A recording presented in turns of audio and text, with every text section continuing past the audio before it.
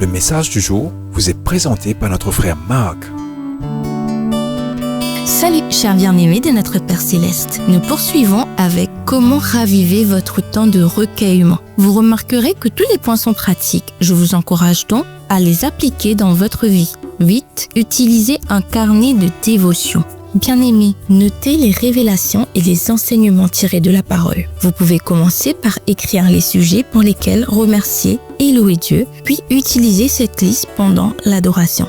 Un historique des prières et des réponses reçues fortifiera votre foi. Vous pouvez également noter les commandements que le Seigneur vous donne lors de vos lectures afin de vérifier plus tard votre obéissance. Il y a tant de choses que l'on peut noter. Cela reste quelque chose de strictement personnel. Je vous partage ma manière de faire.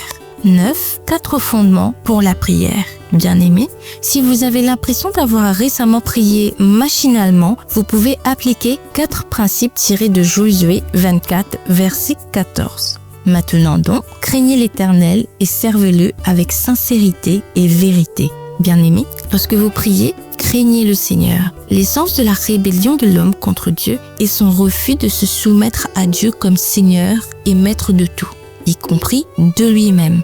Même si nous sommes rachetés, nous sommes encore tentés de vouloir nous gouverner nous-mêmes. Reconnaissez qu'il est le Seigneur et soumettez-vous avec joie à son autorité. N'essayez pas de faire de Dieu votre serviteur. Cherchez à le glorifier et à lui plaire. Vos prières reflètent-elles cette attitude ?